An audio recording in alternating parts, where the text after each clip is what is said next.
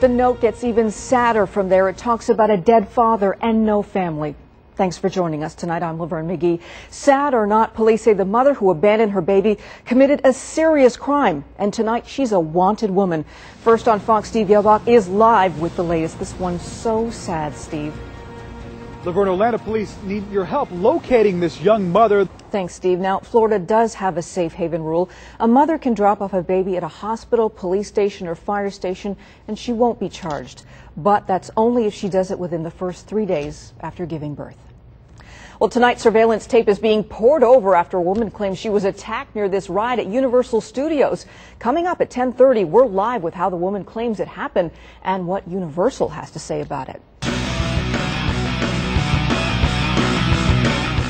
But college football doesn't get any bigger than this. In a few short days, it's the national championship game, and it's only on Fox. We're all over it as the Gators prepare to take on the Buckeyes. Media from all over the country descending on Arizona tonight, like our own Cale Raymaker, who joined us now live. Cale, tell us, what's it like out there? Well, hi, Laverne. Good evening. Do you think the BCS should be scrapped for a playoff system? Click blogs on myfoxorlando.com and we'll read some of your responses later in this newscast. Well, if you've talked to your family up north, you know there's been no snow in New York in December. It's the first time in 129 years, and it could be part of a bigger trend. British scientists say 2007 will probably be the world's warmest year on record. They say El Nino and global warming will probably push temperatures more than a half degree above the long-term average. I'm sure they're happy up there, but this could be a little bit problematic. Isn't that right, Glenn? Half a degree doesn't sound like much, but when you do that half a degree across the entire world, you warm up the ocean water temperatures. Icebergs are melting, of course. That definitely can mean some changes, and changes locally. And speaking of President Bush, he may have opened the way for the government to open your mail without a warrant.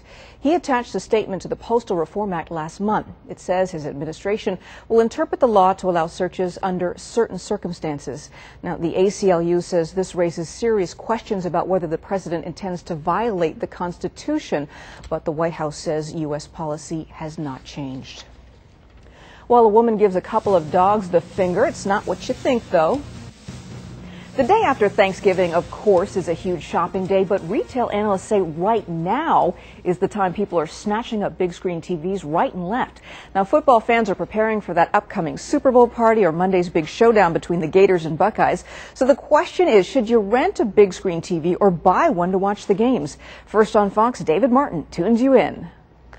And as you go deeper, relax, I want you to imagine now that it's one of those times, one of those moments when you really want a cigarette. Well, what do you think? We'll follow the patient you saw in Lauren's story to see if hypnosis works for her. Now, a typical session lasts an hour and costs about $150.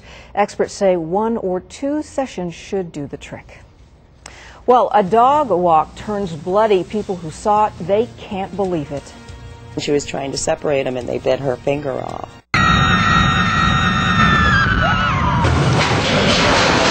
The ride's pretty scary, but it's what one woman claims happened outside the Mummy that has Universal Studios pouring over security tapes tonight. The woman says she was just trying to find the right line. Instead, an attacker found her. She claims he sexually assaulted her. First on Fox, Kelly Joyce is live to explain. Kelly?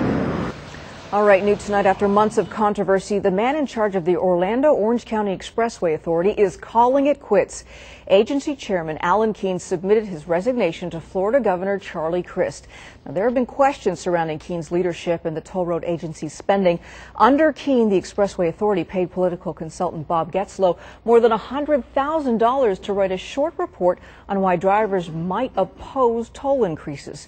Keene says media attention has become, quote, a constant distraction.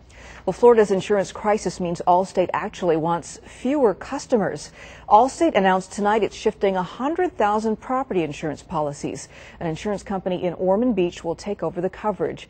Allstate shifted more than 200,000 policies since the brutal 2004 hurricanes. And Governor Charlie Crist's special session on a possible insurance fix is less than 2 weeks away now.